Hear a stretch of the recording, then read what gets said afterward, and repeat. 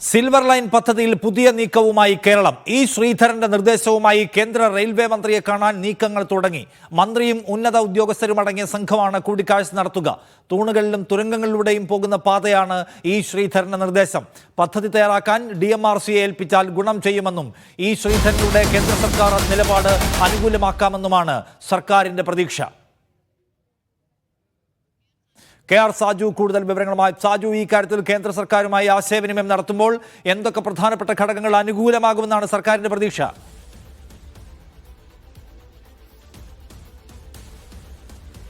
നിഷാദെ, സംസ്ഥാന സർക്കാർ മറ്റൊരു നീക്കത്തിനാണ് ഇപ്പോൾ ഇറങ്ങി പുറപ്പെടുന്നത്. കാരണം നിലവിലുള്ള DPRഉം മറ്റ് വ്യവസ്ഥകളും ഒന്നും കേന്ദ്ര റെയിൽവേ മന്ത്രാലയം അംഗീകരിക്കില്ല എന്ന് ഇതുവരെ നടത്തിയ ചർച്ചകളിൽ നിന്നും സംസ്ഥാനത്തിന് വ്യക്തമായിരിക്കുന്നു. അപ്പോഴാണ് മുഖ്യമന്ത്രിക്കും കേന്ദ്ര റെയിൽവേ മന്ത്രിക്കും മുമ്പിൽ ഇ ശ്രീധരൻ ഒരു നിർദ്ദേശം സമർപ്പിച്ചിരുന്നത്.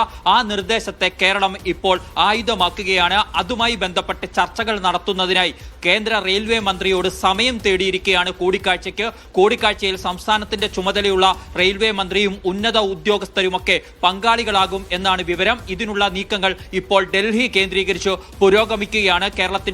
കേരളത്തിന്റെ ചുമതലയുള്ള ഉദ്യോഗസ്ഥർ അതുമായി ബന്ധപ്പെട്ട് കൂടിക്കാഴ്ചയ്ക്ക് സമയം തേടാനുള്ള നീക്കത്തിലാണ് ഇപ്പോൾ ഉള്ളത്. ഇതിൽ ഏറ്റവും പ്രധാനമായി ഉള്ളത്, നേരത്തെ മുഖ്യമന്ത്രിക്കും അതുപോലെ കേന്ദ്ര റെയിൽവേ മന്ത്രി അശ്വിനി വൈഷ്ണവിനും ഇ ശ്രീധരൻ ഒരു പ്രൊജക്ട് സമർപ്പിച്ചിരുന്നു. അത് കേരളം നേരത്തെ നിർദ്ദേശിച്ചതുപോലെ തന്നെ സ്റ്റാൻഡേർഡ് ഗേജിൽ തന്നെയുള്ള ഒരു പ്രൊജക്റ്റാണ്. പക്ഷേ തിരുവനന്തപുരം മുതൽ കണ്ണൂർ വരെയായിരിക്കും ആദ്യഘട്ടത്തിൽ ഉണ്ടാകുക. നേരത്തെ ഭൂമിയിലൂടെ പോകുന്ന രീതിയിലായിരുന്നു റെയിൽ പദ്ധതി വിഭാവനം ചെയ്തിരുന്നെങ്കിൽ ഈ പദ്ധതി പ്രകാരം തൂണുകളിലൂടെയും അതുപോലെ തന്നെ തുരങ്കങ്ങളിലൂടെയും പോകുന്ന രീതിയിലാണ് വിഭാവനം ചെയ്തിരിക്കുന്നത്. അപ്പോൾ സ്ഥലമേറ്റെടുപ്പ് അടക്കമുള്ളവ വേണ്ടിവരില്ല. അപ്പോൾ അതിലൂടെ പ്രതിഷേധം കുറയ്ക്കാൻ കഴിയും എന്നതടക്കമുള്ള കാര്യങ്ങളായിരുന്നു ചൂണ്ടിക്കാണിക്കപ്പെടുന്നത്. ഈ പ്രൊജക്റ്റുമായി ബന്ധപ്പെട്ട് മുന്നോട്ട് പോകുമ്പോൾ ഈ പ്രൊജക്റ്റിന്റെ DPR തയ്യാറാക്കാൻ DMRCയെ ഇ ശ്രീധരൻ വഴി തന്നെ ഏൽപ്പിക്കാൻ കഴിയുമെന്നാണ് കേരളം കണക്കുകൂട്ടുന്നത്. അങ്ങനെ വരുമ്പോൾ കേന്ദ്ര സർക്കാരിൽ നിന്നുള്ള ഒരു പിന്തുണ കൂടി ഇതിന്റെ ഭാഗമാക്കാം, അല്ലെങ്കിൽ അവരുടെ നിലപാടുകളിൽ ഒരു അയവ് വരുത്തിക്കാൻ അതിലൂടെ കഴിയും എന്ന് കണക്കുകൂട്ടുന്നു. DMRC ആവുമ്പോൾ ജയിക്ക പോലുള്ള ഏജൻസികളിൽ നിന്നുള്ള വായ്പ തരപ്പെടുത്താനും എളുപ്പത്തിൽ കഴിയും എന്ന ഒരു കണക്കുകൂട്ടലും സംസ്ഥാനത്തിനുണ്ട്. ഇതിന്റെ ഭാഗമായിട്ടാണ് മുഖ്യമന്ത്രിയുടെ ചീഫ് പ്രിൻസിപ്പൽ സെക്രട്ടറി കൂടിയായ സ്പെഷ്യൽ പ്രിൻസിപ്പൽ സെക്രട്ടറി കൂടിയായ KM എബ്രഹാമും അതുപോലെ ബിജു പ്രഭാകർ IASഉം ഇത് കുറച്ചു മുമ്പ് ഇ ശ്രീധരനുമായി കൂടിക്കാഴ്ചകൾ നടത്തിയിരുന്നു. ആ കൂടിക്കാഴ്ചകളിൽ ഉരുത്തിരിഞ്ഞ കാര്യങ്ങൾ കൂടി ഉൾപ്പെടുത്തിക്കൊണ്ടാണ് ഇപ്പോൾ പുതിയ നീക്കം നടത്തുന്നത്. ഇ ശ്രീധരൻ മുന്നോട്ട് വെച്ച പദ്ധതി നമ്മൾ പരിശോധിച്ചു കഴിഞ്ഞാൽ അതിനേതാണ്ട് 1 ലക്ഷം കോടി രൂപയാണ് ആകെ ചെലവായി വരിക. 86,000 കോടി മുതൽ 1 ലക്ഷം കോടി രൂപ വരെ ആണ് അതിന്റെ ചെലവ് എന്നാണ് ഇ ശ്രീധരൻ കണക്കാക്കിയിട്ടുള്ളത്.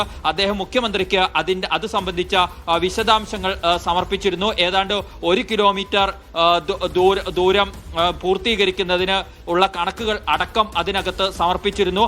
അതുപ്രകാരം ഇതൊരു പാസഞ്ചർ ഓപ്പറേഷൻ മാത്രമുള്ളതായിരിക്കും. അതിലൂടെ ലോഡും മറ്റും റെഡ്യൂസ് ചെയ്യാൻ കഴിയും എന്ന കാര്യം അദ്ദേഹം ചൂണ്ടിക്കാണിച്ചിരുന്നു. മാക്സിമം ഓപ്പറേഷണൽ സ്പീഡ് 200 km/h ആണ് എന്നുള്ളതും ആവറേജ് കൊമേഴ്സ്യൽ സ്പീഡ് 135 km/h ആയിരിക്കും എന്നുമാണ് അദ്ദേഹം ചൂണ്ടിക്കാണിച്ചിരിക്കുന്നത്. ഓരോ 30 കിലോമീറ്റർ കൂടുമ്പോഴും സ്റ്റേഷനുകൾ ഉണ്ട് എന്നതടക്കമുള്ള കാര്യങ്ങൾ ഉണ്ടായിരുന്നു. നേരത്തെ റെയിലിന്റെ പ്രൊജക്റ്റിൽ 40 മുതൽ 80 കിലോമീറ്റർ വരെയുള്ള ഇടവേളകളിലായിരുന്നു സ്റ്റേഷനുകൾ ഉണ്ടായിരുന്നതെങ്കിൽ ഇത് 30 കിലോമീറ്റർ കൂടി വരും. ഇതിലൂടെ കൂടുതൽ യാത്രക്കാരെ ഈ ട്രെയിനിലേക്ക് ആകർഷിക്കാൻ കഴിയും എന്നാണ് ശ്രീധരൻ നൽകിയിരിക്കുന്ന നിർദ്ദേശത്തിൽ പറയുന്ന ഒരു പ്രധാനപ്പെട്ട കാര്യം. ആദ്യഘട്ടത്തിൽ തിരുവനന്തപുരം മുതൽ കണ്ണൂർ വരെയുള്ള 430 കിലോമീറ്റർ കവർ ചെയ്യുന്ന രീതിയിലായിരിക്കും പദ്ധതി ഉണ്ടാകുക. ഓരോ 3 മണിക്കൂർ കൂടുമ്പോഴും ട്രെയിൻ സർവീസുകൾ ആകാം എന്നുള്ളതാണ്. ഓരോ 3 മണിക്കൂറിലും കൂടുമ്പോൾ ട്രെയിൻ സർവീസുകൾ എന്നുള്ള നിലയിലാണ് ഇത് വിഭാവനം ചെയ്തുകൊണ്ട് അദ്ദേഹം നൽകിയിരിക്കുന്ന നിർദ്ദേശങ്ങൾ. ഒപ്പം തന്നെ ഇതിന്റെ കോച്ചിന്റെ എണ്ണം 12 മുതൽ 16 വരെയുള്ള കോച്ചുകൾ എന്നതൊക്കെ അടക്കമുള്ള ഒരു വിശദമായ നിർദ്ദേശം തന്നെയായിരുന്നു മുഖ്യമന്ത്രിക്കും. അതിന്റെ പകർപ്പ് ഒരുപക്ഷെ നമ്മുടെ സ്ക്രീനിൽ ഇപ്പോൾ കാണുന്നുണ്ടാവും. ആ നിർദ്ദേശവും ഒപ്പം തന്നെ അത് തന്നെ കേന്ദ്ര റെയിൽവേ മന്ത്രിക്കും സമർപ്പിച്ചിരുന്നു. അതിലായിരുന്നു പറഞ്ഞത് റെയിൽവേ ബോർഡിന്റെ ഗേജ് സംബന്ധിച്ച നിർദ്ദേശങ്ങൾ അങ്ങേയറ്റം ബാലിശമാണ് എന്നതാണ്. എന്നതടക്കമുള്ള, അത് പ്രൊഫഷണലിസം ദീർഘവീക്ഷണമില്ലായ്മ ആണ് എന്നതടക്കമുള്ള വിമർശനങ്ങൾ അതിനൊപ്പമുള്ള കത്തിൽ ചൂണ്ടിക്കാട്ടിയിരുന്നു. എന്നിട്ട് കേരളം നിർദ്ദേശിച്ചതുപോലെ തന്നെ സ്റ്റാൻഡേർഡ് ഗേജ് പാത തന്നെയാണ് നിർദ്ദേശിച്ചത്. സ്റ്റാൻഡേർഡ് ഗേജ് പാതയിൽ ഭാവിയിൽ നമ്മുടെ ഇപ്പോഴത്തെ ലൈനുമായി കൂട്ടിയിണക്കാനൊക്കെ കഴിയും എന്നതടക്കമുള്ള നിർദ്ദേശങ്ങളും അദ്ദേഹം മുന്നോട്ട് വെക്കുന്നുണ്ട്. ആ നിർദ്ദേശങ്ങൾ നേരത്തെ കേന്ദ്ര റെയിൽവേ ബോർഡ് ഈ നമ്മൾ സിൽവർ ലൈൻ പദ്ധതിയുമായി ബന്ധപ്പെട്ട് കേരളയിൽ നിർദ്ദേശിച്ച DPR-ലും ഇതേ കാര്യങ്ങൾ ഇതിനെ കൂട്ടിയിണക്കണം എന്നതടക്കമുള്ള നിർദ്ദേശങ്ങൾ കേന്ദ്ര റെയിൽവേ ബോർഡ് വെച്ചതാണ്. ഇതിനകത്ത് നേരത്തെ സംസ്ഥാനം തയ്യാറാക്കിയ DPR-മായി നമ്മൾ ബന്ധപ്പെട്ട് നോക്കുമ്പോൾ വലിയ മാറ്റങ്ങൾ ഇല്ല.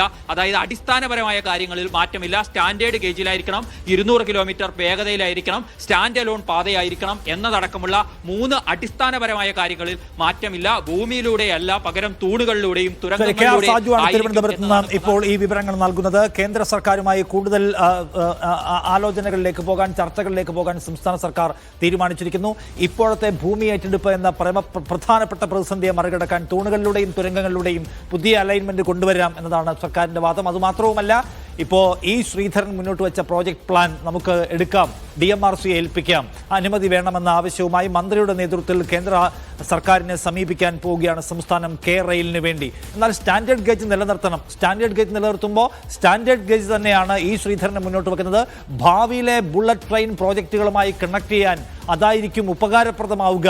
നമ്മൾ ഈ മീറ്റർ ഗേജിലേക്ക് ഈ ബ്രോഡ് ഗേജിലേക്ക് പോകാൻ പാടില്ല എന്നാണ് അദ്ദേഹത്തിന്റെ ആ കാര്യത്തിലുള്ള സജഷൻ. അപ്പോൾ ഈ കാര്യങ്ങളടക്കം മുന്നോട്ട് വെച്ചുകൊണ്ട് എങ്ങനെ ഈ പ്രോജക്റ്റിന് അനുമതി വാങ്ങിയെടുക്കാൻ കഴിയുമെന്നുള്ള വലിയ പ്രയത്നത്തിലാണ് സർക്കാർ ഇപ്പോൾ ഉള്ളത് നമ്മൾ മനസ്സിലാക്കുന്നത്.